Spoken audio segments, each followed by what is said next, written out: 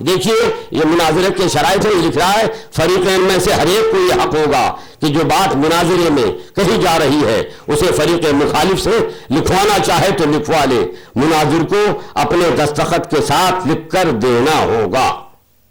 تو جب یہ ثابت ہو گیا کہ اعلیٰ حضرت رضی اللہ تعالیٰ عنہ مسلمان ہیں اور ان کے اقرار سے بھی ثابت ہو گیا، اس لیے کہ وہ فہرست جس نے بنائی ہے اس کو انہوں نے جکر رکھا ہے، مگر اس کے باوجود وہ اس کو نہیں لا کر غلط طور پر اعلیٰ حضرت کو اس کا مرتب قرار دے رہے ہیں اور اعلیٰ حضرت پر کفر کا فتویٰ لگانا چاہتے ہیں۔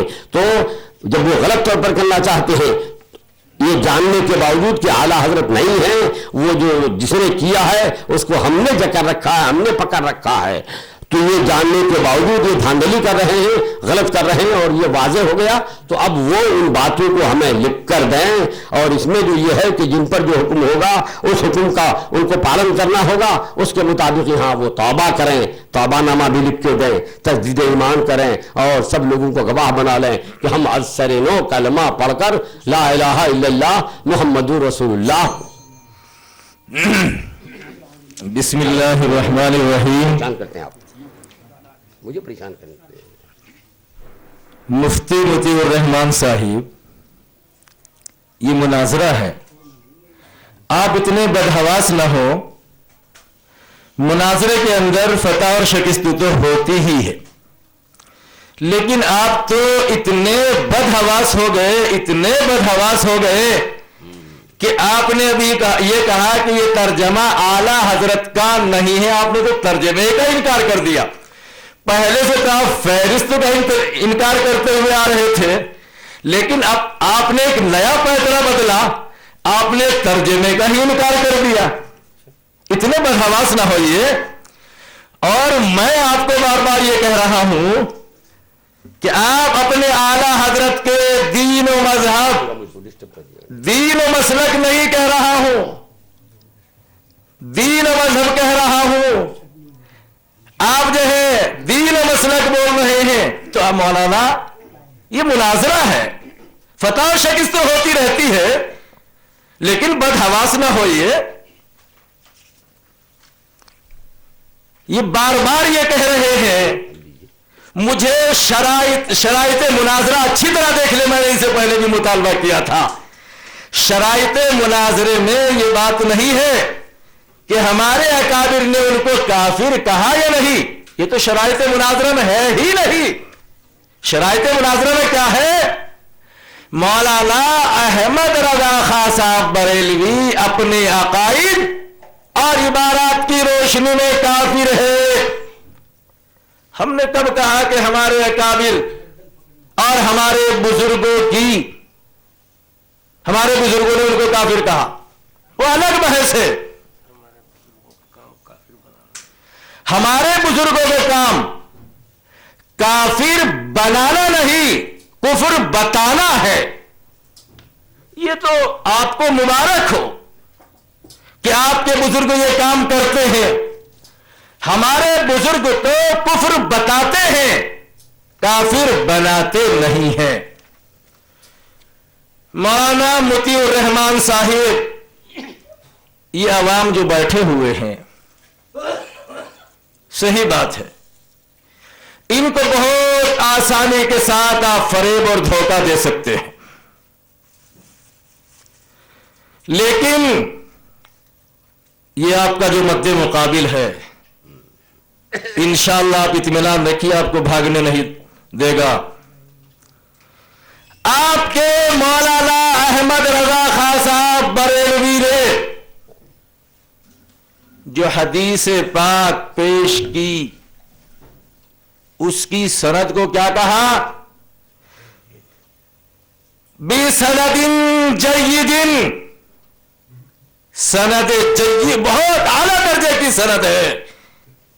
مفتی مطیع الرحمان صاحب، میرا آپ سے مطالبہ ہے کہ ذرا اسی درجے کی سند دکھا دیجئے، وہ جو آپ پیش کر رہے تھے، جو آپ حدیث پیش کر رہے تھے، اس کی سند کی حیثیت کیا ہے، تاکہ ان لوگوں کو معلوم ہو جائے۔ میں نے جب یہ حدیث پیش کی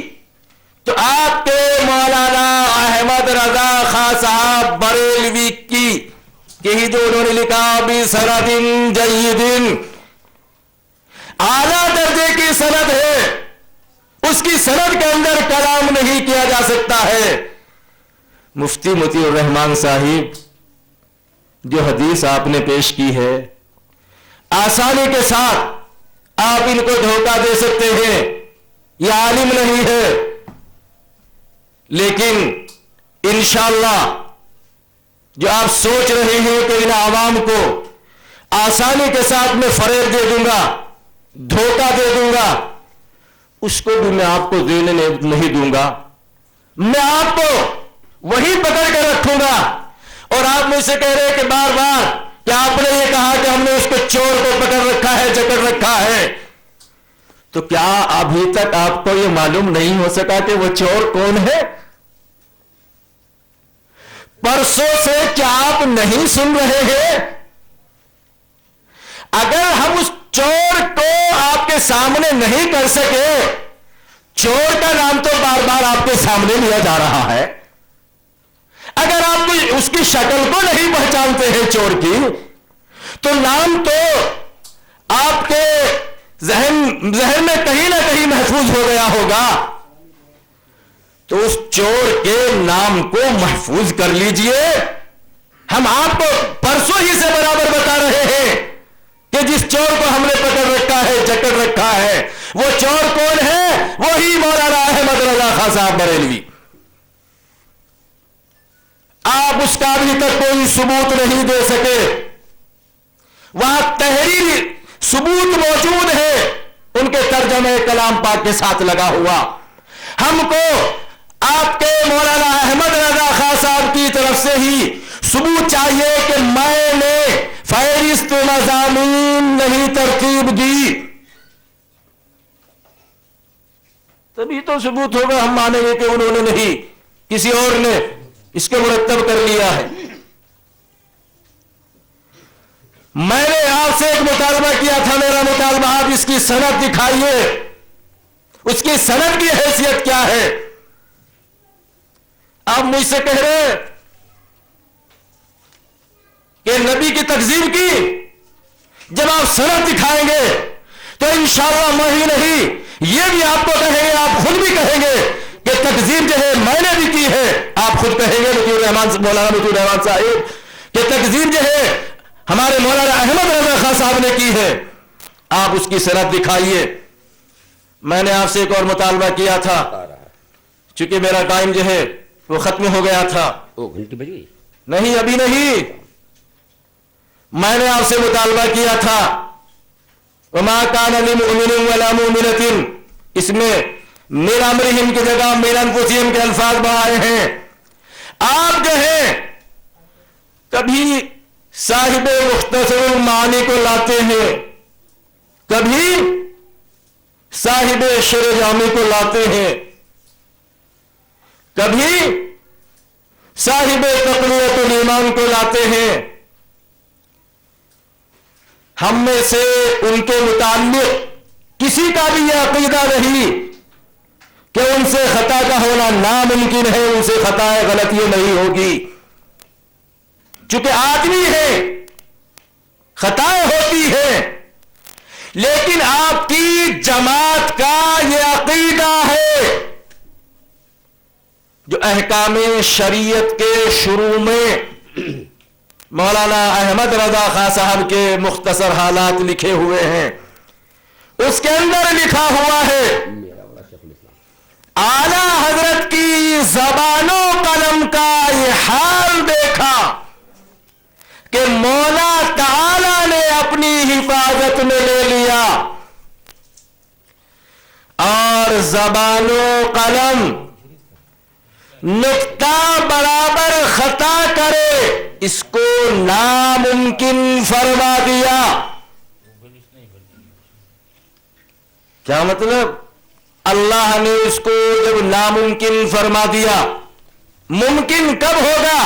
جب اس کا وقوع ہو جائے، وہ جھوٹ جو ہے ظاہر ہو جائے، ان کے قلم سے غلطیاں ہو جائے، اور آپ کہتے ہیں قصدن کرے، تو ظاہر سی بات ہے ان سے ممکن ہے، ناممکن ہے، لیکن قصدن کر کے انہوں نے یہ ثابت کر دیا ہے، بھول نہیں ہوئی، قصدن انہوں نے کیا ہے، اور آپ نے ہم کو لکھ کر دے رکھا ہے، جو قصدن قرآن کریم کے اندر تحریف کرے وہ مسلمان نہیں۔ ایک اور سماعت فرمائیے، یہ ہم نے احکام شریعت کے شروع میں جو مختصر حالات لکھے ہوئے ہیں اس سے آپ کا عقیدہ پیش کیا۔ الشمسان صفحہ نمبر 3، پہلے فتوے اور تصنیف سے لے کر آخری فتاوی اور آخری کتاب تک کسی کی بھی رد و تغلیظ نہیں کی جا سکتی، تغلیظ نہیں کی جا سکتی، کوئی بھی علمی غلطی آپ کی نہیں نکالی جا سکتی۔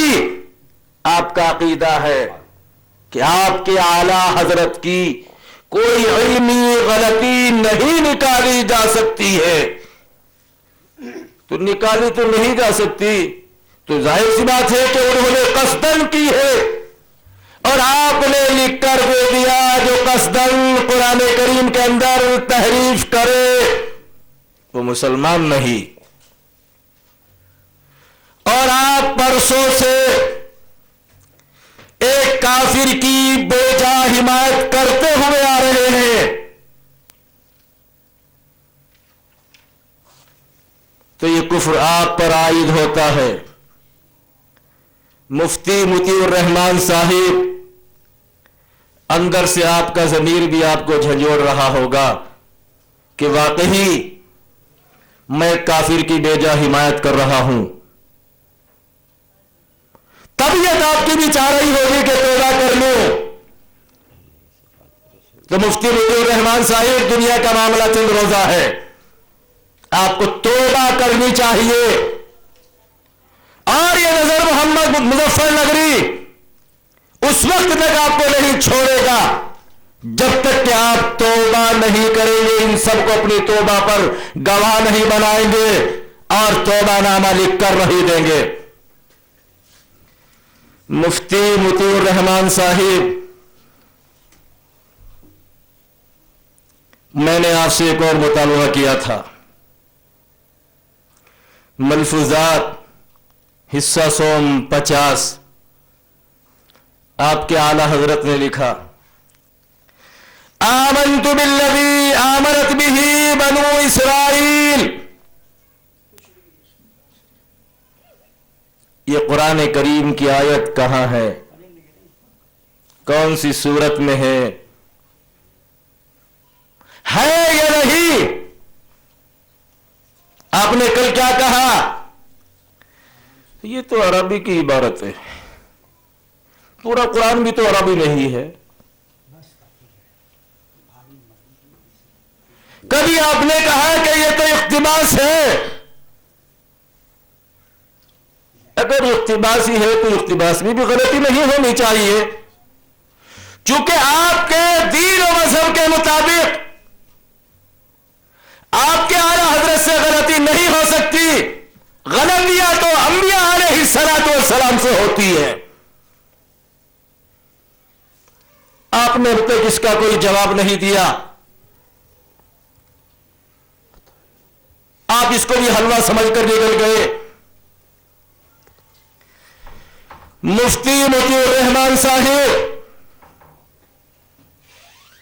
میں نے کل ایک بات اور چھیڑی تھی کہ داڑھی مڈانے اور کتروانے پر قرآن کریم میں لعنت کہاں ہے؟ ہم کو قرآن کریم کا وہ جملہ، وہ ٹکڑا دکھائیے۔ آپ اس کا بھی کوئی جواب نہیں دے سکے، اور جواب دے گے بھی کہاں سے؟ آپ کے پاس جواب ہے ہی نہیں، آپ تو خالی وقت ضائع کر رہے ہیں اور ان کو کہتے ہیں کہ دیکھو میں نے اس کا جواب دے دیا، میں نے اس کا بھی جواب دے دیا، میں نے اس کا بھی جواب دے دیا، اور الٹا مجھ سے مطالبہ شروع کر دیتے ہیں کہ آپ نے میری بات کا جواب نہیں دیا۔ ابھی تو بریلی کا نمبر ہے، میں اور آپ دونوں بریلی میں گھسے ہوئے ہیں. جب دیوبند کا نمبر آئے گا آپ کو سوال کرنے کا حق ہوگا. ابھی تو موضوع میرا ہے, آپ میرے موضوع میں گھسپیٹ کر کے مجھ سے سوال نہ کیجئے. جب آپ کی باری آئے گی آپ کو سوال کرنے کا حق دیا جائے گا, آپ سوال کیجئے, میں اس کا جواب دوں گا. آپ میرے موضوع میں گھسپیٹ کر کے مجھ سے سوال کر رہے, اور میں آپ کو یہ بتا چکا ہوں کہ ہمارے اور ان کے درمیان یہ معاہدہ طے ہوا تھا. یہ بھی بند ہو گیا, یہ بھی بند ہو گیا.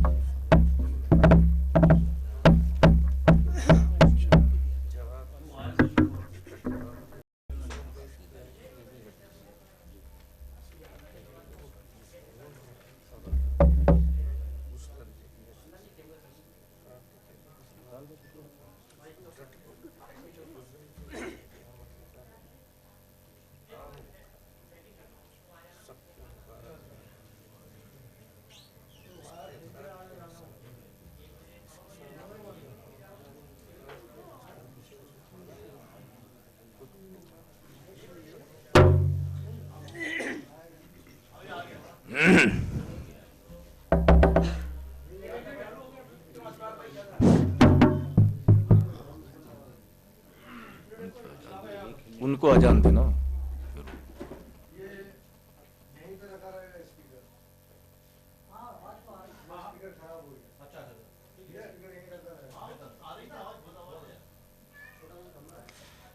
تو مفتی مطیع الرحمان صاحب,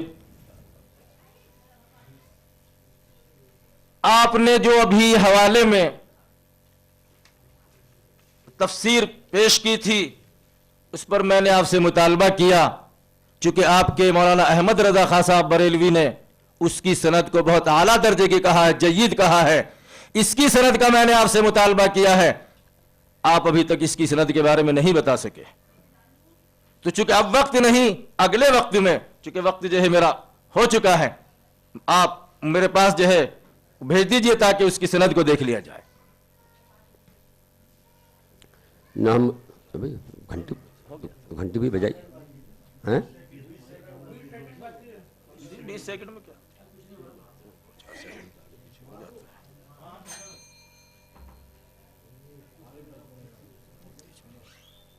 بسم اللہ الرحمن الرحیم نحمدہ ونصلی ونسلم علی حبیبہ الکریم اما بعد. مولانا آپ نے ماں والی حدیث جس میں ماں کا تذکرہ ہے اس حدیث کی سند کا مجھ سے پوچھا ہے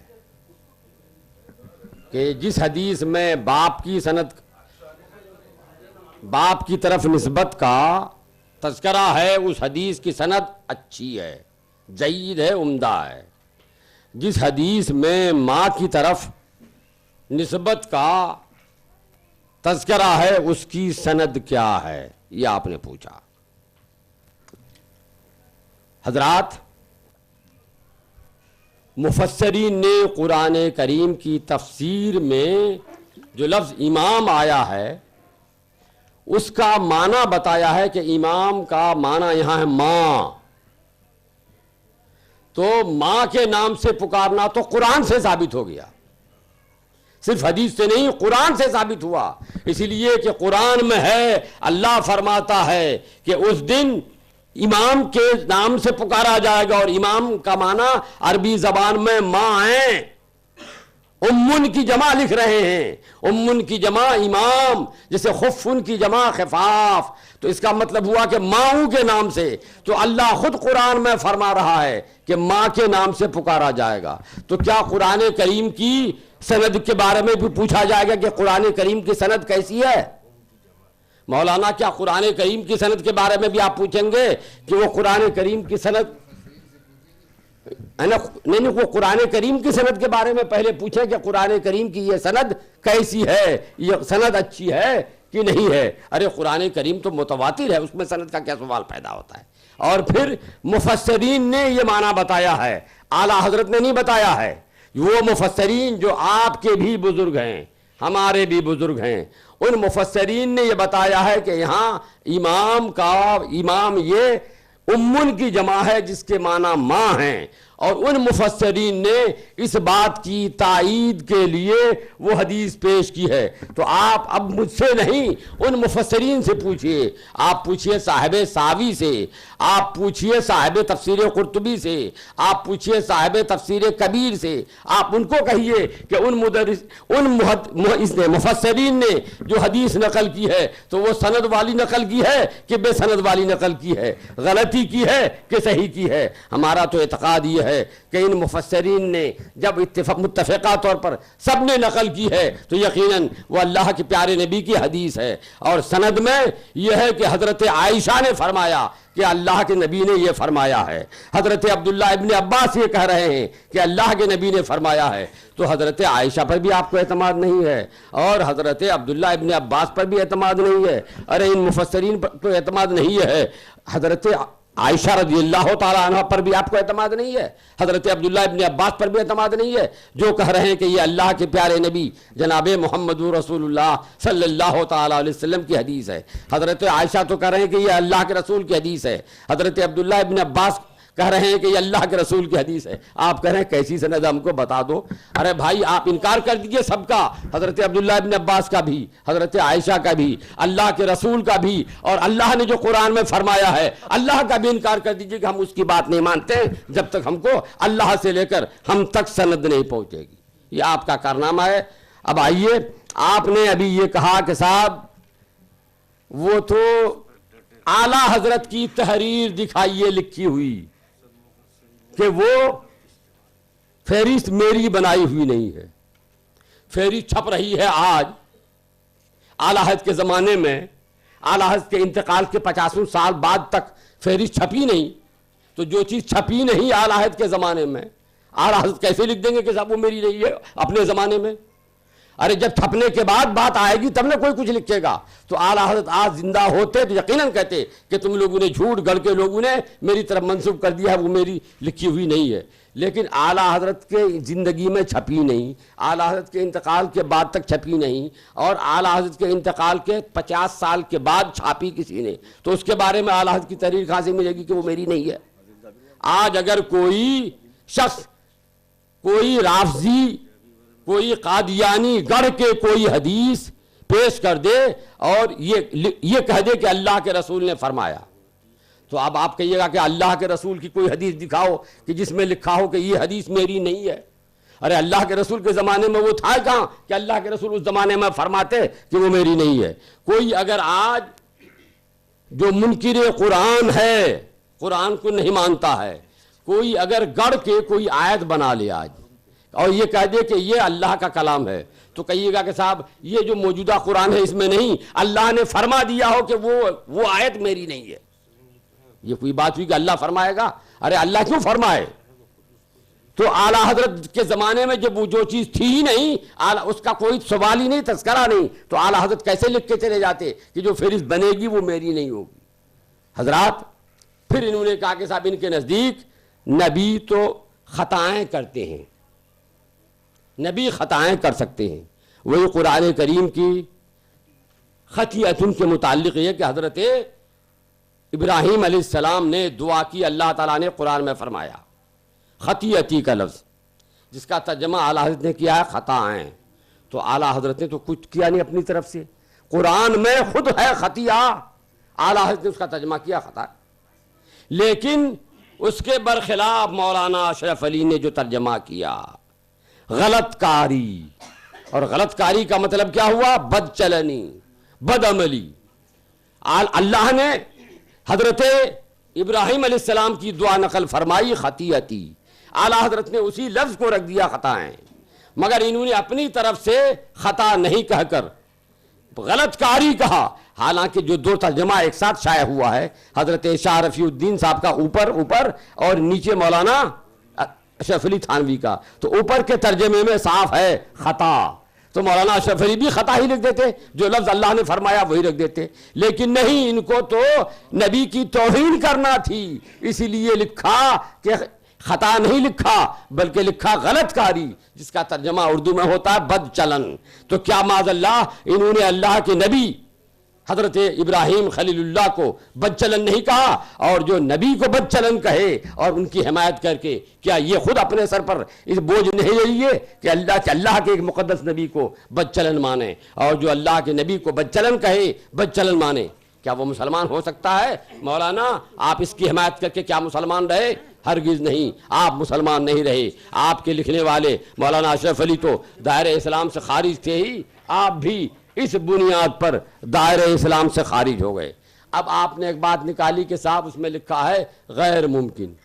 مولانا غیر ممکن اردو میں جو بولا جاتا ہے، غیر ممکن کا کیا معنی؟ اگر غیر ممکن کا معنی یہ ہے کہ وہ اللہ تعالیٰ کے خلاف ہو جائے، اللہ تو جو کاج کرے اس کے برخلاف ہو جائے، تو یہ لیجئے میں دوں آپ کو غیر ممکن، اپنے گھر کی خبر لیجئے غیر ممکن آپ کے ہاں لکھ کر کیا بتا رہے ہیں، اور نہ صرف غیر ممکن لکھ رہے ہیں، اور دیکھیے آگے لکھ رہے ہیں، یہ ہے آپ کا شیخ الاسلام نمبر، آپ کی کتاب صفحہ نمبر 40، عنوان ہے حضرت شیخ الاسلام کے بعد ہمارا فرض۔ لکھتے ہیں یہ ایک ناقابل انکار حقیقت ہے کہ حضرت شیخ الاسلام رحمۃ اللہ علیہ کی وفات سے ملک بالخصوص مذہبی طبقہ میں جو خلا پیدا ہو گیا ہے، اس کا پر ہونا نہ صرف مشکل بلکہ محال ہے۔ علماء دیوبند کا عقیدہ یہ ہے اللہ کے نبی کے بارے میں کہ اللہ کے نبی کی طرح پیدا ہونا محال نہیں، ممکن ہے۔ اللہ کے نبی کی طرح پیدا ہونا ممکن ہے، محال نہیں ہے۔ مگر یہ لکھ رہے ہیں اپنے مولانا کے بارے میں کہ ان کے انتقال کے بعد اب اس کی طرح پیدا ہونا محال ہے۔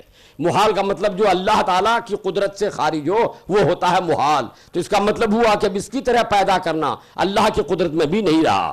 اور آگے ایک جگہ نہیں دوسری جگہ لکھتے ہیں، یہ دیکھیے صفحہ نمبر 64 ہے، عنوان ہے یادگار اسیر مالٹا۔ لکھتے ہیں ملت اسلام کا تھا تو درخشاں آفتاب۔ لکھ رہے ہیں مولانا حسین احمد کو کہ ملت اسلام کا تھا تو درخشاں آفتاب، غیر ممکن ہے کہ اب پیدا ہو پھر تیرا جواب۔ اب تیرا جواب پیدا ہونا ممکن نہیں رہا، یعنی ممکن نہیں رہا تو اللہ بھی چاہے تو پیدا نہیں کر سکتا، یہ مطلب ہوگا۔ تو اگر ممکن اور غیر ممکن کا یہ معنی ہے تو پھر یہ کہیے کہ یہ مولانا حسین احمد کی طرح پیدا کرنا اللہ کے اختیار میں کیا نہیں ہے؟ اللہ چاہے تو پیدا نہیں کر سکتا۔ اب آپ اس کا جو جواب دیں گے وہی جواب اس کا ہے۔ ہم تو سمجھ رہے ہیں کہ ایک یہ محاورے کی زبان ہے، اردو محاورے کی، اصطلاحی لفظ نہیں ہے، تو جو معنی یہاں ہے وہی معنی وہاں ہے۔ اب آپ جو اس کا جواب دیں گے وہی جواب ہم وہاں آپ کو بتا دیں گے۔ حضرات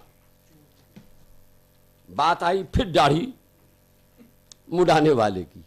میں نے کل قرآن کریم کی تفسیر، قرآن کریم کی آیت اور قرآن کریم کی اس تفسیر میں نقل کردہ حدیث سے، وہ بھی حضرت عبداللہ بن عباس کی حدیث تھی، سے ثابت کر دیا تھا کہ جو فاسق ہے وہ ظالم ہے، اور داڑھی مڈانے والا فاسق ہے تو داڑھی مڈانے والا بھی ظالم ہوا، اور ظالم پر اللہ کی لعنت ہے تو داڑھی مڈانے والے پر بھی اللہ کی لعنت ہوئی۔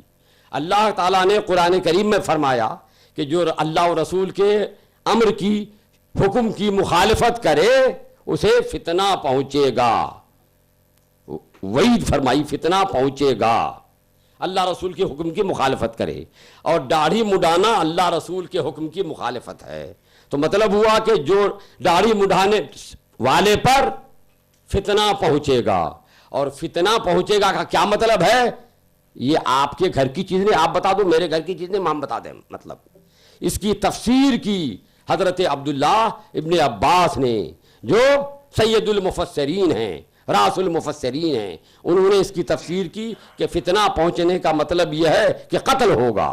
تو قرآن نے، حدیث نے داڑھی مڈانے والے پر قتل کی وعید فرمائی ہے، یہ میں نے بتا دیا تھا، ثابت کر دیا تھا۔ مگر پھر بھی مولانا کو تسلی نہیں ہوئی. آج وہ یہ کہہ رہے ہیں کہ صاحب ہم کو یہ دکھائیے داڑھی مڈانے کا لفظ قرآن کریم میں. تو میں نے کل ہی یہ بتا دیا تھا کہ بھئی قرآن کریم سے استدلال کا جو طریقہ ہے کہ کبھی عبارت النص سے ہوتا ہے, کبھی اشارت النص سے ہوتا ہے, کبھی اقتضاء النص سے ہوتا ہے, کبھی دلالت النص سے ہوتا ہے. میں نے سمجھنے کے لیے دلالت النص کی ایک مثال دی تھی کہ اللہ تعالیٰ نے فرمایا لا تقل لہما اف, اے اولاد ماں باپ کو اف بھی مت کہو. اف کہنے سے منع فرمایا ہے. جب اف کہنے سے منع فرمایا تو کیوں؟ اسی لیے کہ اف کہنے میں ماں باپ کو تکلیف ہوگی. تو تکلیف اب جس صورت میں ہو سب اسی آیت سے منع ہو جائے گا, حرام ہو جائے گا. تو اسی لیے کہ اب کوئی کہے کہ ماں باپ کو اف کہنے سے منع کیا ہے, ہم کو دکھاؤ کہ مارنے سے منع کیا ہے قرآن میں, ہم کو دکھاؤ کہ گالی دینے سے منع کیا ہے قرآن میں. تو یہ ان کی قرآن کی نافہمی ہے. وہ قرآن سمجھتا ہی نہیں ہے, قرآن سمجھنے کا وصول جانتا ہی نہیں ہے. ائمہ کرام نے قرآن سمجھنے کے جو وصول بتائے ہیں وہ یہ ہیں کہ کبھی عبارت النص سے مسئلہ ثابت ہوتا ہے, کبھی اشارت النص سے ہوتا ہے, کبھی دلالت النص سے ہوتا ہے, کبھی اقتضاء النص سے ہوتا ہے. بےعینی وہی لفظ نہیں ملے گا. اب اگر کوئی قرآن کریم میں آیا ہے کہ نماز پڑھو, نماز پڑھو, تو یہ نہیں ہے کہ یہ اٹارسی والے کے لیے حکم ہے یا بمبئی والے کے لیے حکم ہے. کوئی بمبئی کا آدمی کہے کہ یہ تو نماز پڑھو جو فرمایا قرآن میں, تو جس زمانے میں قرآن اتر رہا تھا صحابہ تھے مدینے میں, ان لوگوں کے لیے حکم ہوا ہے. بمبئی کے آج کے مسلمان تو اس زمانے میں تھے ہی نہیں, ہمارے بارے میں کہاں تذکرہ ہے قرآن میں. تو یہ اس کی حماقت نہیں تو کیا ہوگی. اس سے کہا جائے گا کہ تم قرآن نہیں جانتے ہو, قرآن کا اسلوب نہیں سمجھ رہے ہو. ارے قرآن نے جب فرمایا نماز پڑھو تو چاہے اس زمانے کا ہو یا آج کے زمانے کا ہو, بمبئی کا ہو یا کلکتہ پٹنہ کا ہو, سب کے لیے قرآن پڑھنا فرض ہے. اور حضرات انہوں نے یہ کہا ہے کہ مولانا گھسپیٹ کر رہے ہیں, بار بار کر رہے ہیں, گھسپیٹ کر رہے ہیں, گھسیڑ دے رہے ہیں. بھائی جو موضوع تھا, موضوع آپ نے موضوع کے تعلق سے ایسی بات کہی کہ یہاں گھسپیٹ کرنے پہ مجبور ہونا پڑتا ہے. اس لیے کہ آپ نے جو بات کی وہ بات ہی ایسی کی. اگر آپ کا جو موضوع تھا اس موضوع کے دائرے میں ہی آپ صرف بات کرتے, موضوع کے تعلق سے آپ اگر ایسی بات کریں گے دلیل میں کہ جو دلیل ہی غلط ہے, تو اس دلیل کی غلطی کو بتانے کے لیے آدمی کو تو گھسپیٹ کرنا ہی پڑے گا, آدمی کو تو اس طرح سے آنا ہی ہوگا. آپ نے دلیل ایسی کیوں دے دی ہے, اس دلیل سے آپ توبہ کر لیجئے اور صحیح بات پہ آئیے, کوئی صحیح دلیل دیجئے, تو پھر ہم آپ کے ہاں گھسپیٹ نہیں کریں, یہ گزرنے والی بات نہیں آئے گی. مگر آپ نے یہ موقع دیا خود ہی, اس لیے مجھے مجبور ہو کے ایسا کرنا پڑا ہے. حضرات یہ تو کہہ رہے ہیں کہ صاحب ہم نے جواب نہیں دیا, آپ سن رہے ہیں کہ جواب ہوا کہ نہیں ہوا, اور کیسٹ میں بھی محفوظ ہوتا جا رہا ہے کہ میں نے ان کی باتوں کا جواب دیا کہ نہیں دیا. لیکن انہوں نے کیا جواب دیا وہ آپ نے دیکھ لیا ہوگا کہ کیا جواب دیا ہے, کیسٹ بھی گواہ ہے. میں بسم اللہ الرحمن الرحیم.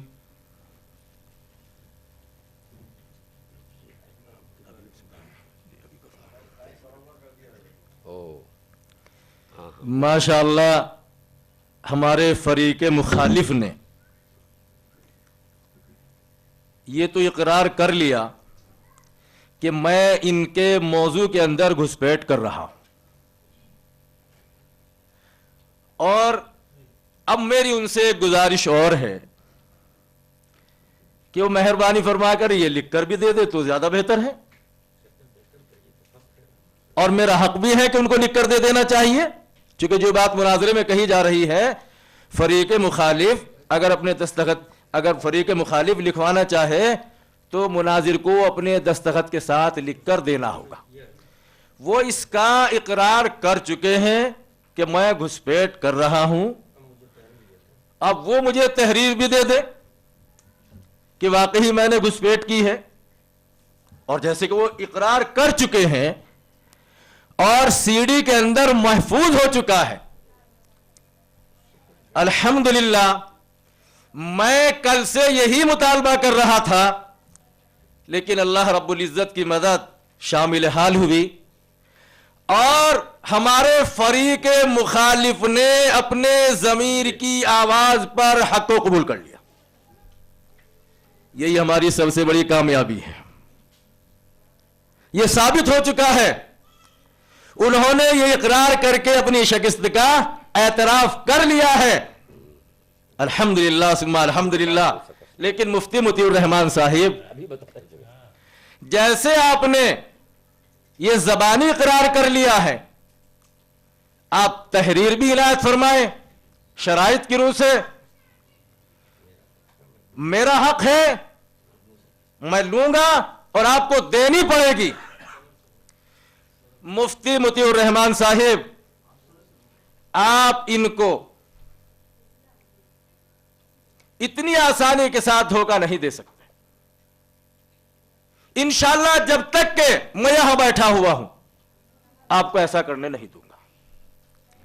آپ کہہ رہے ہیں حضرت عائشہ رضی اللہ تعالی عنہا کی روایت ہے، حضرت عائشہ رضی اللہ تعالی عنہا کو آپ نہیں مانتے ہوں گے؟ یقیناً یقیناً جب حضرت عائشہ رضی اللہ تعالی عنہا کا نام نامی اسم گرامی آپ کی زبان پر آیا تو کچھ اور بھی آپ کے ذہن کے کسی نہ کسی دریچے میں آ گیا ہوگا کہ حضرت عائشہ رضی اللہ تعالی عنہا کی عظمت ہم کرتے ہیں یا آپ کرتے ہیں، اس کو میں ہی نہیں ساری دنیا جانتی ہے کہ حضرت عائشہ رضی اللہ تعالی عنہا کی عظمت ہمارے دلوں کے اندر کتنی ہے اور آپ کے دلوں کے اندر کتنی ہے۔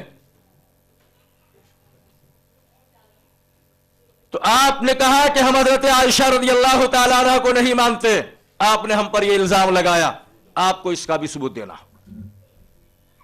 آپ نے الزام لگایا، اس کا بھی آپ کو ثبوت دینا ہوگا کہ ہم حضرت عائشہ رضی اللہ تعالی عنہ کو نہیں مانتے ہیں، مجھے اس کا ثبوت چاہیے، چونکہ آپ نے ہم پر الزام لگایا ہے۔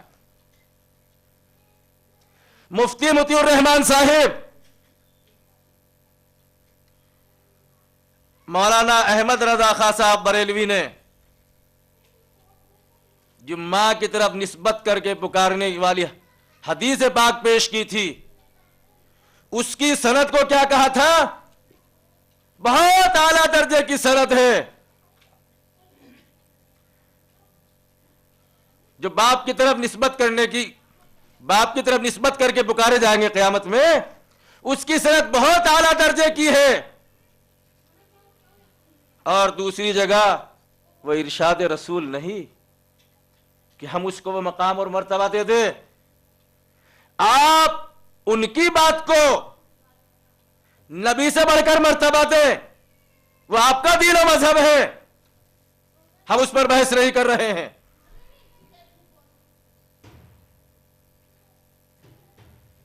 ہمارا آپ سے مطالبہ یہ ہے کہ وہ جو انہوں نے حدیث کے خلاف حدیث رسول کی تکذیب کی ہے کہ نہیں روز قیامت ماں کی طرف نسبت کر کے بلائیں گے، آپ حضرت عائشہ رضی اللہ تعالی عنہا کی حدیث پیش کر رہے، مفسرین کی تفسیر پیش کر رہے، ہمیں قبول، ہمیں منظور، لیکن کیا ہم کو یہ حق حاصل نہیں کہ جس کو آپ حدیث کے نام پر پیش کر رہے ہیں اس حدیث کی حیثیت کیا ہے؟ وہی مفتی مطیع الرحمان صاحب، وہاں الفاظ کیا ہیں؟ رویہ کے الفاظ ہیں جی، اور وہاں مفسرین خود اس بات کا اعتراف کر رہے ہیں کہ حدیث کی سند جو ہے وہ ضعیف ہے، اس بات کی طرف اشارہ ہے۔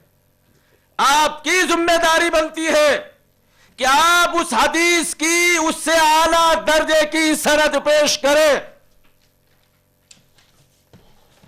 تب ہم مانیں گے۔ آپ نے ایک امام کے معنی ماں کے کیے ہیں، تو جتنے یہ مساجد کے امام ہیں یہ سب ماں ہے کیا؟ آپ بھی وہاں بنگلور میں بلال مسجد کے امام ہیں تو کیا آپ بھی اپنے مسلیوں کے ماں ہیں؟ مفتی مطیع الرحمان صاحب یہاں بھی بہت آسانی کے ساتھ بہت خوبصورت انداز میں جو آپ نے فریب دیا ہے، میں آپ کے اس فریب کو بھی چاک کرتا ہوں۔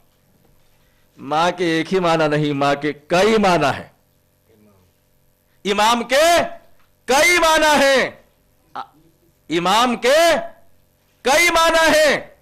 آپ کو کیا حق ہے کہ آپ ایک ہی معنی متعین کر لیں؟ میں آپ سے پوچھتا ہوں کہ جو آپ نے تفسیر بیان کی ہے،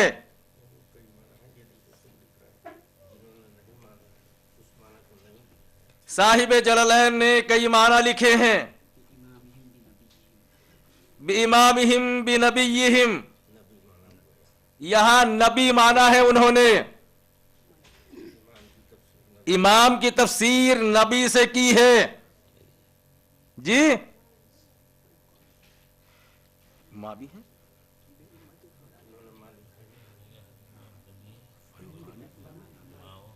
اور نامہ اعمال ہے۔ صاحب جلالین ذرا عبارت پڑھ کے سنائیے مولانا، کیا ہے وہ عبارت سنوں۔ فَيُقَالُ بِأُمَّةِ فُلَانٍ أَوْ بِكِتَابِ أَعْمَالِهِمْ، کیا؟ فَيُقَالُ يَا صَاحِبِ الْخَيْرِ يَا صَاحِبَ الْخَيْرِ وَيَا صَاحِبَ الشَّرِّ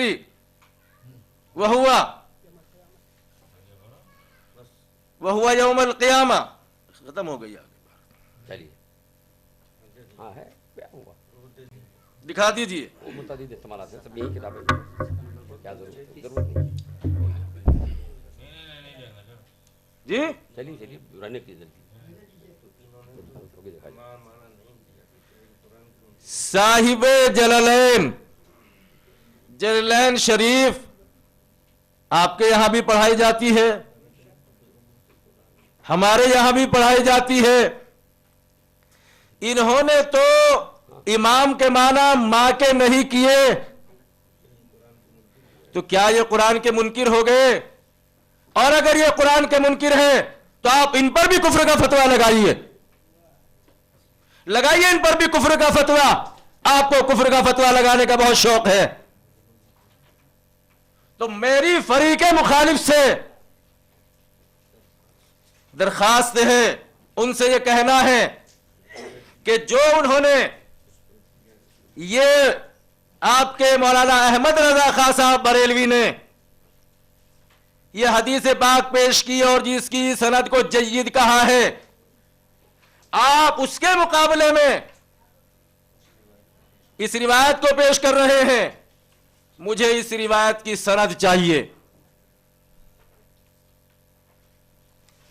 میں نے آپ سے مطالبہ کیا تھا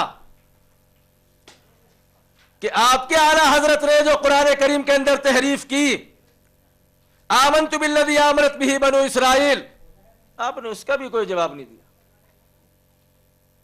قرآن کریم کے اندر یہ آیت کہا ہے،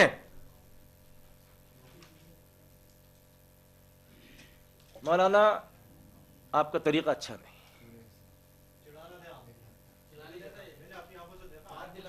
نہیں آپ کو یاد دلانے کی ضرورت نہیں۔ مولانا دیکھیے آپ چڑھا رہے تھے، انہیں کو بیٹھا دیا جائے، نہیں صدر محترم آپ بیٹھ جائیے، ان حضرات آپ کیوں بیچ میں بول ہی رہے ہیں؟ کیا طریقہ ہے؟ نہیں ایک منٹ، کیا ہوا نہیں سمجھے آپ نے نہیں دیکھا، بول رہے ہیں فخر الدین صاحب، وہ آپ نے نہیں دیکھا۔ ایک آدمی بتائیے گا تب میں بتاتا ہوں، ہاں ہاں چونکہ اصل میں نے دیکھا، یہ بھی دیکھ رہے تھے، اچھا اچھا میں بول رہا ہوں، ہاں ہاں یہ بھی سن رہے ہیں، آپ بھی سن رہے ہیں، ہاں میں تو دھیان سے ادھر جی؟ سن رہا ہوں کہ آپ کیا کر رہے ہیں۔ سن رہے ہیں، ہاں آپ میری طرف دیکھ رہے ہیں، یہ سب حضرات بھی میری طرف دیکھ رہے ہیں، وہ مجھے چڑھا رہے ہیں، ارے میری طرف کو منہ بنا رہے ہیں۔ بھائی اگر ایسا ہے جی۔ اگر ایسا ہے تو غلط ہے، کوئی بھی کرے، اگر ایسا ہے تو غلط ہے۔ نہیں، میں آپ سے یہ پوچھتا ہوں، یہ غلطی ہے؟ اگر انہوں نے جو غلطی کی ہے، ان کو مجھ سے معذرت کرنی چاہیے یا نہیں کرنی چاہیے؟ جی میں آپ سے بات نہیں کر رہا. نہیں اب کریں کہ چلیے ہو گیا جو نہیں, انہوں نے جو میری ساتھ یہ حرکت کی ہے ان کو معذرت کرنی چاہیے یا نہیں؟ اگر کی ہے واقعی جی. تو کرنی چاہیے, اب نہیں کی ہے تو اب نہیں کرنی چاہیے بھائی. ہم دیکھیے میں جہاں بیٹھا ہوں جی. یہاں سے تو نظر ہی نہیں آ میں رہا. اس پر قسم کھا سکتا ہوں کہ انہوں نے یہ میرے ساتھ یہ حرکت کی. چلیے بھائی آگے بڑھیے. نہیں, ان کو معذرت کرنے میں کچھ وہ تو نہیں, معذرت ان کو کرنی چاہیے. نہیں مولانا کوئی بھی کرے بھائی, آپ کریں یہ کرے وہ نہیں, غلط بات غلط ہے. دیکھو کوئی بھی کرے, اور میں وہ بیٹھا ہوا کبھی کبھی ہم کو لوگ یوں کرنا ہے, ہم لوگ تھوڑا کرنے گیا پیچھے کون بیٹھا ہوا ہے چشمے والا, وہ کبھی کبھی یوں کر رہا ہے تو ہم لوگ تھوڑا بولیں. دیکھیے ایک منٹ مولانا, نہیں یار یہ بات سنو. گزر کی بات کرو یار, مولانا بیچ میں لا کر آپ ٹائم خراب مت کرو. ہاں ٹائم خراب ہم نہیں کر رہے, آپ کی طرف سے ابتدا ہوئی. وہ کبھی کیا کر رہے ہیں ہمارے سامنے یوں کر رہا ہے, دیکھو وہ ہمارے چشمے والا. آپ نے وہ چشمے والا کہا, اگر ہم الفاظ بھی پکڑنے لگے ٹھیک ہے, چلیے چھوڑیے مولانا. اگر انہوں ایسا نہیں کر رہے لیکن ان کو وہ سب دیکھ رہے ہیں,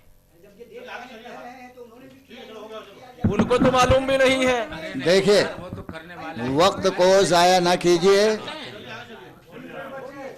بلا وجہ کی بات. چلیے.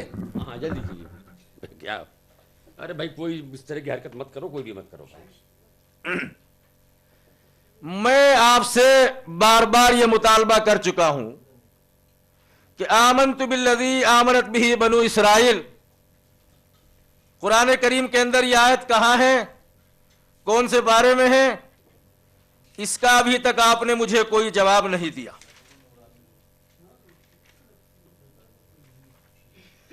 دوسری چیز, ہمارے وہ دلائل اور وہ سوالات جن کا تذکرہ 2 دن سے کر رہا ہوں, کوئی جواب موصول نہیں ہوا. آپ نے الٹے اپنے سوالات جو ہے ادھر ہماری طرف بھیج دیے کہ آپ ان کا جواب دیں, اور جس کا آپ اعتراف بھی کر چکے ہیں کہ میں گھسپیٹ کر رہا ہوں. آپ کو جب گھسپیٹ کرنے کا کوئی حق نہیں, آپ کو سوال ہی کرنے کا کوئی حق نہیں, آپ اس کا اعتراف کر چکے ہیں, اور پھر بار بار آپ وہی ریپیٹ کر رہے ہیں, بار بار اسی چیز کو دوہرا رہے کہ میری بات کا جواب نہیں دیا, میری بات کا جواب نہیں دیا. جب میں آپ کی بات کے جواب دینے کا مکلف ہی نہیں تو میں جواب کیوں دوں؟ جب آپ کا موضوع آئے گا اور اگر میں آپ کے موضوع کے اندر گھسپیٹ کروں تو آپ کو روکنے کا حق ہوگا. آپ مجھے روکیے اور میں رکوں گا انشاءاللہ. لیکن آپ میرے موضوع کے اندر گھسپیٹ کر رہے, اقرار بھی کر چکے ہیں کہ میں کر رہا ہوں, میں آپ سے تحریر کا مطالبہ کر رہا ہوں, آپ تحریر نہیں دے رہے ہیں. ہمارا تاریخ کا تقاضا یہی ہے کہ آپ کو تحریر دے دینی چاہیے. شرائط مناظرہ کی روح سے بھی آپ کو یہ تحریر مجھے دے دینی چاہیے, چونکہ شرائط مناظرہ کے اندر لکھا ہوا ہے.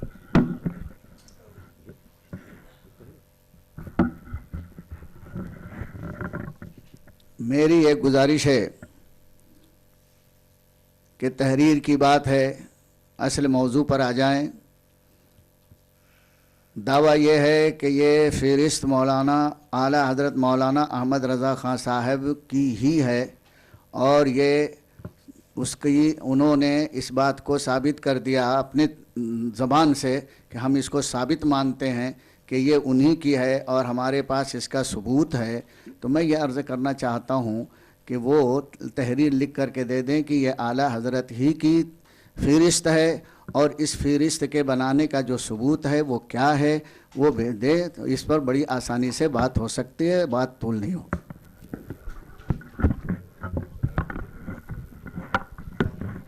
نحمدہ ونصلی ونسلم علی حبیبہ الکریم, اما بعد.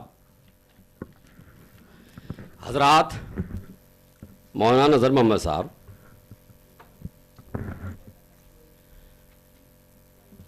لفظ گھسپیٹ کی جو بات ہے یہ آپ کے جواب میں ہے, اور گھسپیٹ موضوع میں نہیں.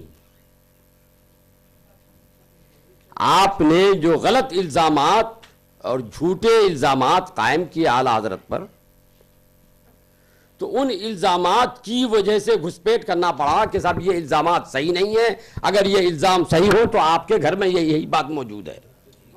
موضوع میں گھسپیٹ کرے تو وہ شرائط مناظرے کی خلاف ورزی. مگر آپ نے جو بات کہی وہ ایسی غلط بات کہی جس کی وجہ سے مجبور ہو کر گھسپیٹ کرنا پڑا کہ یہی بات تو آپ کی کتاب میں بھی ہے. جیسے ابھی ناممکن اور محال کی بات آئی، ناممکن کی بات آئی، آپ نے دکھایا کہ صاحب اعلیٰ حضرت کی سوانح عمری میں یہ لکھا ہے مختصر سوانح حالات میں کہ ناممکن کر دیا. تو میں نے کہا اگر اس کا وہی معنی ہے تو یہی معنی تو آپ کی کتاب میں بھی ہے. اس کو گھسپیٹ موضوع میں نہیں کہتے ہیں. میں نے آپ کے موضوع میں گھسپیٹ نہیں کیا ہے، اس طرح کی بات کے جواب میں گھسپیٹ کیا ہے. حضرات، مولانا نے کہا کہ صاحب اس میں رویہ کا لفظ ہے، اور رویہ کا مطلب ہوتا ہے ضعیف. رویہ کا معنی ہے ضعیف. مولانا یہ نہ تو کوئی آپ پر الزام ہے، نہ آپ کے بزرگوں پر، نہ یہ کوئی مجھ پر آپ الزام ہے کہ صاحب میں نے کفر بک دیا، نہ آپ پر الزام ہے کہ آپ نے کفر بک دیا. ایک علمی بات ہے صرف. رویہ کا معنی ضعیف ہونے سے بھی کوئی کافر کوئی گنہگار نہیں ہوگا، اور رویہ کا معنی صحیح ہونے سے بھی کوئی کافر کوئی گنہگار نہیں ہوگا. تو یہ آپ نے رویہ کا لفظ کا معنی ضعیف بتایا ہے، یہ آپ لکھ کے دے سکتے ہیں؟ رویہ کا معنی ضعیف ہے، یہ لکھ کے دے دیجیے گا مجھ کو. ایک دوسری بات میں آئی کہ آپ نے کہا میں بنگلور میں جامعہ بلال میں امام ہوں. امام مسجد کا ہوتا ہے کہ جامعہ کا ہوتا ہے؟ جامعہ کے معنی ہے یونیورسٹی کے، یا مدرسے کے؟ مدرسے کو بھی لوگ لکھتے ہیں، دارالعلوم کو لکھتے ہیں. تو آپ کسی اعتبار سے بھی ثابت کر سکتے ہیں کہ میں امام ہوں، یا میں نے ایک وقت بھی وہاں بلال مسجد الگ ہے، جامعہ بلال الگ ہے، مسجد میں کبھی زندگی میں ایک وقت کی بھی نماز پڑھائی ہو. تو یہ جھوٹ آپ یہاں کیوں بول رہے ہیں بھائی؟ حضرات، انہوں نے کہا کہ پہلے تو کہا ماں کے کئی معنی ہیں، پھر امام کے کئی معنی ہیں. ٹھیک، قرآن کریم میں جو لفظ امام آیا ہے اس کے کئی معنی بتائے گئے ہیں کہ یہاں امام سے مراد نبی بھی ہے، امام سے مراد پیشوا بھی ہے، جیسے ائمہ کرام امام احمد بن حنبل، امام شافعی، امام مالک، امام اعظم ابو حنیفہ. امام کے معنی اور بھی کئی ہیں. تو مطلب یہ ہوا کہ اگر کوئی کہے، جب امام کے کئی معنی ہیں قرآن میں جو امام لفظ آیا ہے، تو قرآن کریم کے جتنے معنی بتائے گئے ہیں سارے معنی صحیح ہیں، غلط کوئی نہیں ہے. ہمارے عقیدے کے مطابق اگر کوئی اس کا یہ کہے کہ مراد ہے کہ قیامت کے دن نبیوں کے نام سے پکارا جائے گا، اے عیسیٰ علیہ السلام کے ماننے، عیسوی عیسیٰ کے ماننے والے ہو، موسوی موسیٰ کے ماننے والے، محمدی محمد کے ماننے والے، تو یہ بھی صحیح ہے. اگر وہاں یہ پکارا جائے اے حنفی، اے شافعی، اے مالکی، حنبلی، یہ بھی صحیح ہے. جتنے معنی ہیں سب صحیح ہیں. کبھی پکارا جائے گا اے محمدی کہہ کر، کبھی پکارا جائے گا اے حنفی کہہ کر، جیسا میں نے کل بتایا تھا کہ آدمی بیٹے کو کئی نام ہوئے کہ آدمی کے کوئی اس نام سے پکارتا ہے، کبھی اس نام سے پکارتا ہے. کبھی پکارا جائے گا ماں کے نام سے، کبھی ماں کے نام سے پکارا جائے گا، کبھی باپ کے نام سے پکارا جائے گا. تو قرآن نے بتا دیا کہ ماں کے نام سے بھی پکارا جائے گا، ماں کے نام سے بھی پکارا جائے گا. یہ غلط نہیں ہے. ہاں، باپ کے نام سے پکارا جائے گا، اس کا انکار نہیں کیا قرآن نے. اس کا ہے نا، نبی کے نام سے بھی پکارا جائے گا اس کا، اور یہ کہتے ہیں مجتہدین کے نام سے بھی پکارا جائے گا. تو وہاں قیامت میں کبھی ماں نبی کے نام سے، کبھی مجتہدین کے نام سے، کبھی باپ کے نام سے، کبھی ماں کے نام سے پکارا جائے گا. سب صحیح ہے. مگر انہوں نے کہا کہ میں قرآن یہ حدیث کے مقابلے میں پیش کر رہا ہوں، حدیث کے مقابلے میں اعلیٰ حضرت کی بات، اور اعلیٰ حضرت کی وہ بات قرآن کے مطابق ہے.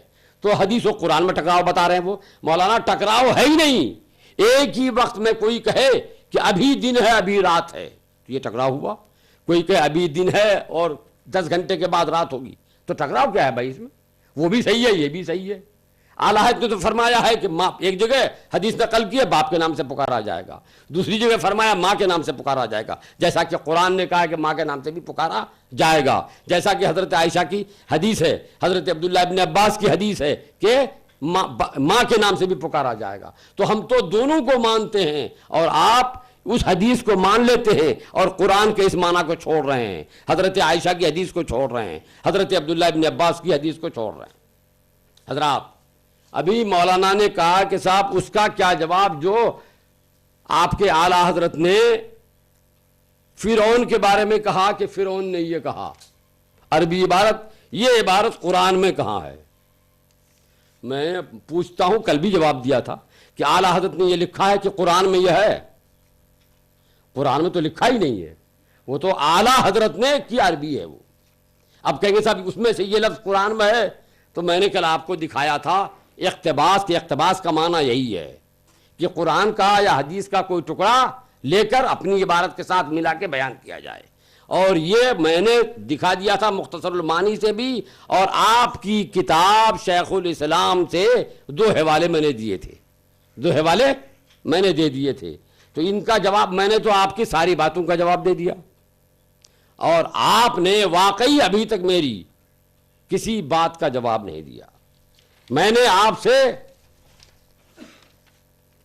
شروع سے ہی جتنے سوالات کیے ہیں وہ سارے سوالات آپ پر ابھی تک قرض ہیں۔ آپ تو اس پہلی بات اس کو بھی ثابت نہیں کر سکے جو دعویٰ ہے، البینۃ علی المدعی والیمین علی من انکر۔ مولانا وہ حدیث پاک میں ہے، اور یہ ضابطہ قاعدہ ہے اسلامی کہ کسی نے دعویٰ کیا تو وہ دلیل دے، اور دلیل نہیں دے پا رہا ہے تو جس کے خلاف دعویٰ کیا ہے اس سے قسم کھلائی جائے گی، اس سے قسم کھلائی جائے گی۔ اگر وہ قسم کھا لیتا ہے تو بات مان لی جائے گی۔ آپ نے دعویٰ کیا تھا کہ اعلیٰ حضرت نے یہ فہرست بنائی، آپ مدعی تھے، آپ کو دلیل دینی چاہیے تھی، دلیل آپ نہیں دے سکے، میں نے انکار کیا، تو آپ مجھ سے قسم کھانے کو کہہ دیتے۔ تو ہمارے قسم، ہم کیا ابھی قسم کھائیں؟ ہم سے پہلے لوگوں نے انکار کر دیا ہے، کتابیں لکھ دی ہیں، اسی لیے میں قسم کھا کے کہہ سکتا ہوں کہ وہ اعلیٰ حضرت رضی اللہ تعالیٰ عنہ کی بنائی ہوئی فہرست نہیں ہے۔ تو آپ کا وہ دعویٰ باطل ہو گیا۔ تو اسی سلسلے میں نے جتنی باتیں کہی تھی اس کے معارضے کے طور پر کہ صاحب یہ لیجئے یہ لیجئے، یہی بات تو آپ کے یہاں بھی ہے، مگر آپ نے اس کا ایک بھی جواب نہیں دیا۔ آپ نے کہا تھا کہ اس سے توہین نبی ہوتی ہے، تو میں نے کہا اگر اس کا نام توہین نبی ہے تو دیکھیے اس سے بڑی توہین نبی آپ کے ہاں بھی موجود ہے۔ میں نے آپ سے یہ کہا تھا کہ آپ کے بزرگوں نے اللہ کے پیارے نبی صلی اللہ علیہ وسلم کو اردو سکھانے کا دعویٰ کیا۔ آپ استاد ہیں نبی کے یا ساتھی ہیں؟ اس کا بھی جواب نہیں دیا۔ میں نے یہ کہا تھا کہ شیطان کے علم کو آپ کے بزرگوں نے زیادہ مانا اور نبی کے علم کو کم مانا، یہ نبی کی توہین کی، اس کا بھی کوئی جواب آپ نے نہیں دیا ہے۔ میں نے آپ سے کہا تھا کہ آپ کے بزرگوں نے لکھا ہے کہ مولانا رشید احمد سے اللہ تعالیٰ نے وعدہ کر لیا کہ تمہاری زبان سے کوئی بات غلط نہیں نکلے گی۔ یہ وعدہ کہاں کیا تھا اللہ نے؟ معراج میں بلا کر یا خانقاہ گنگو میں آ کر؟ اس کا بھی ابھی تک آپ نے کوئی جواب نہیں دیا۔ میں نے آپ سے یہ پوچھا تھا کہ آپ کے مولانا یعقوب نے یہ کہا ہے کہ اللہ تعالیٰ نے مجھ سے وعدہ کر لیا ہے کہ دارالعلوم دیوبند میں جو پڑھ لے گا فارغ ہوگا اس کو 10 روپے سے کم میں ملازمت کہیں نہیں ہوگی۔ یہ وعدہ کہاں کیا تھا؟ اس کا بھی کوئی آپ نے جواب نہیں دیا۔ میں نے یہ کہا تھا کہ آپ کے بزرگ مولانا سید احمد رائے بریلوی سے اللہ تعالیٰ نے ہاتھ پکڑ کے وعدہ کیا، تو یہ ہاتھ پکڑا کہاں پر تھا؟ عرش اعظم میں بلا کر پکڑا تھا یا رائے بریلی میں آ کے پکڑا تھا؟ اس کا بھی کوئی آپ نے جواب نہیں دیا۔ میں نے یہ آپ کو بتایا تھا کہ آپ کے بزرگ حسین احمد کو کتاب میں خدا لکھا ہے، اس کا بھی کوئی جواب آپ نے نہیں دیا۔ میں نے آپ سے کہا تھا کہ دیکھیے آپ کے بزرگوں نے لکھ دیا ہے کتاب میں لا الہ الا اللہ اشرف علی رسول اللہ، کلمہ ہی بدل دیا ہے، اس کا بھی کوئی جواب آپ نے نہیں دیا۔ میں نے آپ کو دکھایا تھا کہ آپ کے بزرگوں نے اللہم صلی علی سیدنا مولانا محمدن کی بجائے اشرف علی لکھ دیا ہے، درود نیا کر لیا ہے، اس کا بھی آپ نے کوئی جواب نہیں دیا۔ میں نے آپ سے جتنے سوالات کیے آپ نے ابھی تک ایک کا بھی جواب نہیں دیا۔ میں نے آپ کو آپ کی کتاب میں آپ کے رسالے میں دکھا دیا کہ دیکھیے آپ کے بزرگوں نے لکھا ہے کہ رام اور کرشن اغلب ہے کہ پیغمبر ہوگا، اور ان میں سے ایک یعنی گوتم بدھ تو کم سے کم ضرور پیغمبر ہے۔ گوتم بدھ ضرور پیغمبر ہے، اس کا بھی کوئی جواب آپ نے نہیں دیا. تو آپ نے کلمہ بھی نیا بنا لیا، درود بھی نیا بنا لیا، پیغمبر بھی نیا بنا لیا، اور خدا بھی نیا بنا لیا ہے. حسین احمد کو خدا کہہ دیا ہے، گوتم بدھ کو پیغمبر کہہ دیا ہے، اور کلمہ نیا بنا لیا ہے، درود نیا بنا لیا ہے. مولانا یہ ان حرکات کا جو مرتکب ہوگا وہ ہرگز مسلمان نہیں ہو سکتا ہے. وہ آپ کا نبی الگ ہو گیا ہے، ہمارے نبی الگ ہیں. آپ کا کلمہ الگ ہو گیا ہے، ہمارا کلمہ الگ ہے. آپ کا درود الگ ہو گیا ہے، ہمارا درود الگ ہے. آپ نے خدا بھی اپنا الگ بنا لیا ہے، ہمارا خدا تو الگ ہے آپ کے خدا سے. ہمارا خدا حسین احمد نہیں، مگر آپ نے حسین احمد کو خدا بنا لیا ہے. تو جن کا یہ اعتقاد ہو کیا وہ مسلمان ہو سکتا ہے؟ ہرگز نہیں ہو سکتا. اسی لیے یہ سب مسلمان نہیں ہیں، اور ان سب کو تسلیم کر کے آپ بھی مسلمان نہیں ہیں.